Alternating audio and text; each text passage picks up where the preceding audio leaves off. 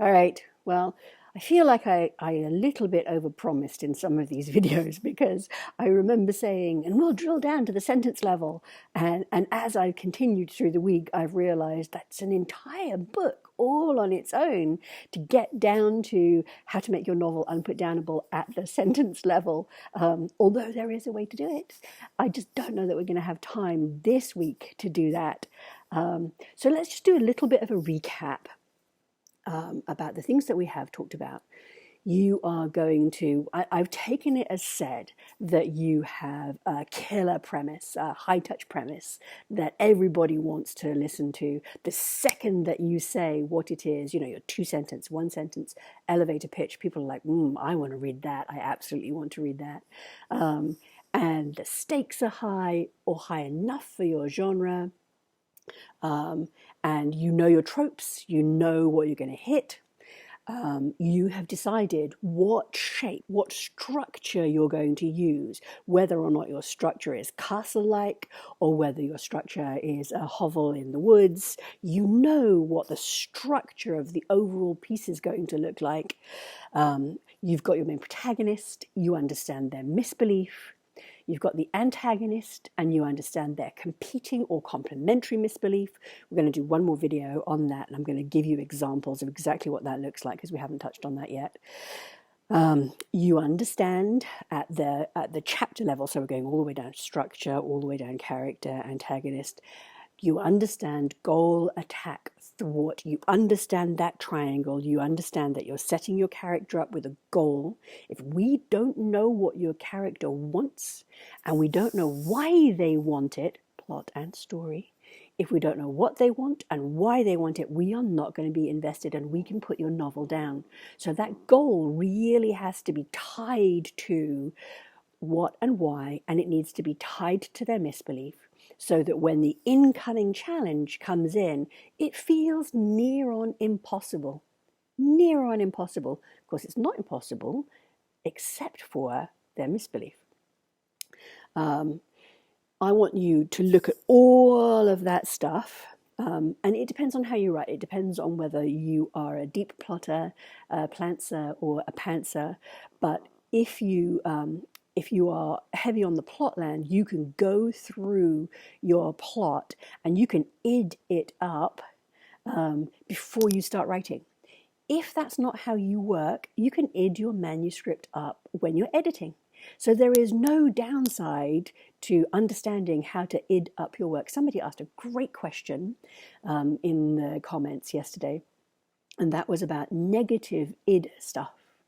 And I think it's probably the case that I was trying not to repeat what I said last year in Vegas, but also I'm trying not to steal somebody else's intellectual property.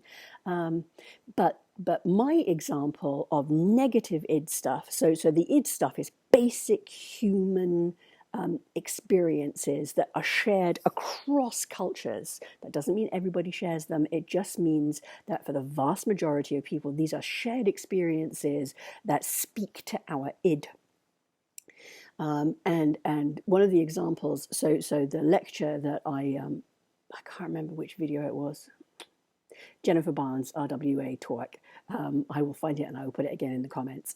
She talks about the beauty button. So beauty is something that we all respond to across cultures. How beauty is represented is very different. But also, if you do negative beauty, you're still hitting the beauty button.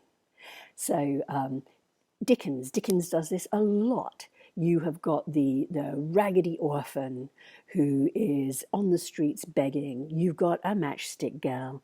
You have got the people in Our Mutual Friend who are literally living on a dust heap. They make their money out of dust and they love their kids. So you've got all this ugly beauty, but you're still touching the beauty button. So for all, we've talked about deliciousness and the deliciousness of id stuff, but you also have to look at the flip side of it. And in some genres, you're going to have a lot more of this. I don't want to call it upside down id because it's all id stuff. And negative and positive entirely depends on how you look at it. But just for the purposes of classification, let's say that you can have positive and negative beauty, even though I love grimdark, and a lot of the art that I have is extremely challenging, and some people would find it quite disturbing, and I love it. I absolutely love it. So take positive and negative with a pinch of salt. But for all of the professionalism, not what it's cracked up to be if you want a good life. Oh, misbelief, you are everywhere. Yes, so negative or inverted misbelief, all of the delicious stuff that you have been doing, looking at all of these things that light up your brain. Remember that below the line, if you invert it, that lights your brain up too. So when you're looking for the nasty jagged scar down the cheek, which is both a trope and an id thing for some people, because it is very, very particular. It's specific, just like the misbelief. When you're looking at, I'm trying to think of all of the wonderful. Oh, great! SAS has started. It's time for third breakfast, I think. Let's see what we're doing for time. All right, we're good on time. We did not get to the sentence level. So I think what I'm going to do is I am going to hold off on talking about how to make your novel unputdownable at the sentence level, although there is a way to do it, and I could dig into that. What I'm going to do is just quickly go through. I just pulled some books off the shelves, and I thought, I'm a literary omnivore. I love reading everything. I will read pretty much anything, and I pulled off a bunch of books that I love. I mean, it's a bit like dogs. I love all of them. Graveyard Book. Now, this hits all kinds of feeling stuff for me, because that's what we're going for, right? All of this that we're studying, we're drilling into the primary question that I asked at the beginning of the week, which is, how do you want your readers to feel? And that's why we're going to the id stuff, because we want to hit that primal place where we can't help but feel. And so this, for me, has got tons and tons of id stuff.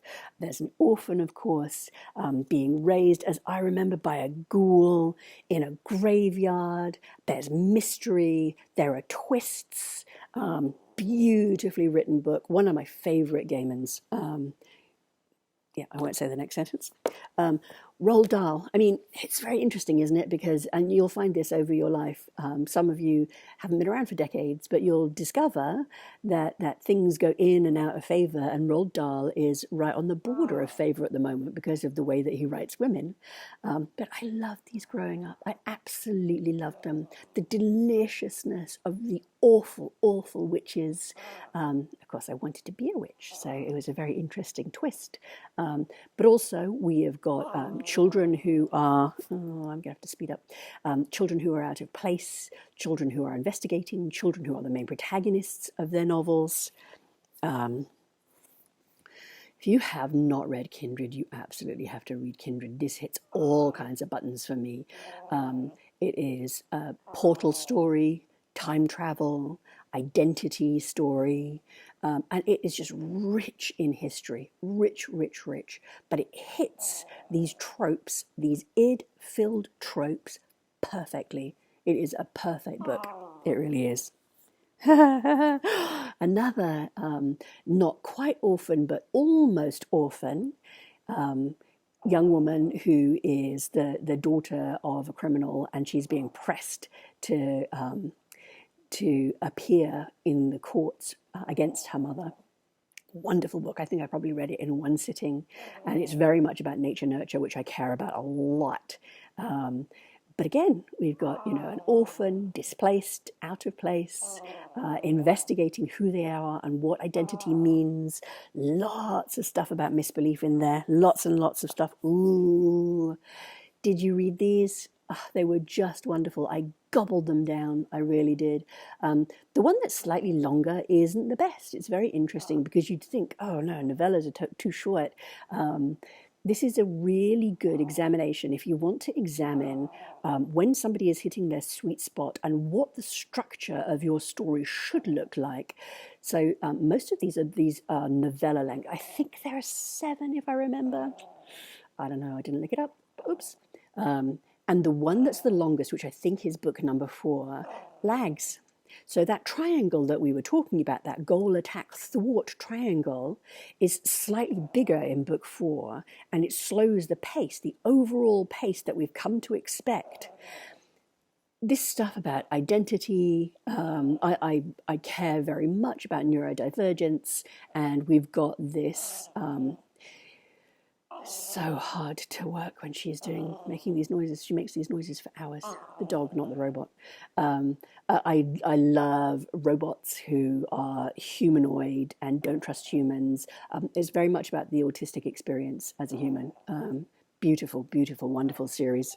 And then just a masterpiece, an absolute masterpiece.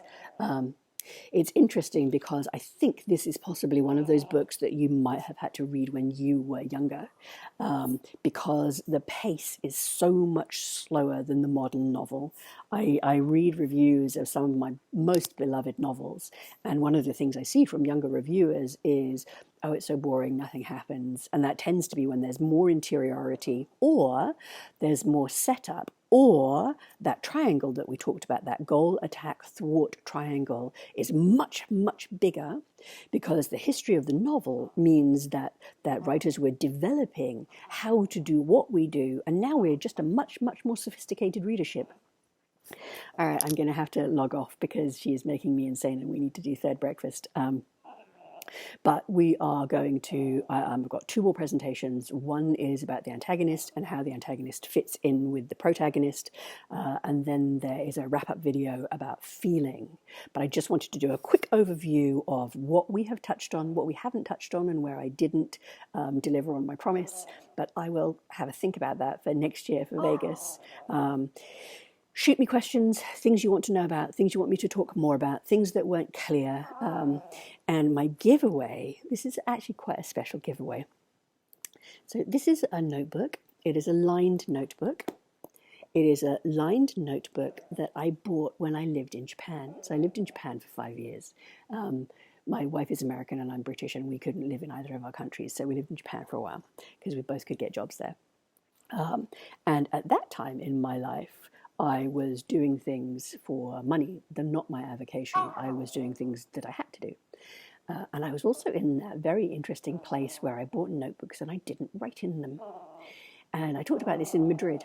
If you buy a notebook and you don't write in it, that notebook is the boss of you. I talked about it quite a lot more, but this is a notebook that I never wrote in, that I have carried around now probably for something like 25 years. And I decided, it's just wonderful. It was 1,500 yen, which I'm sure would be unthinkable now. It wouldn't be possible to get it for that price. It's still got the price in the back cover. It's got this wonderful Japanese, books were covered like this with these plastic covers. And I don't know if you can read Yonder Land of Dreams, Grand Days, Scene 1. The world is the stage where everybody acts. Time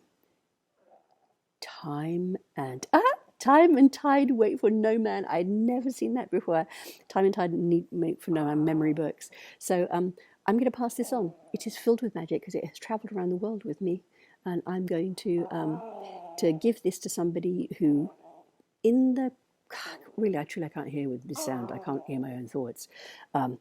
In the comments section, shoot me a note about what you most want to hear about in the Unputdownable series. All right. Thank you for coming on this journey with me. Bye.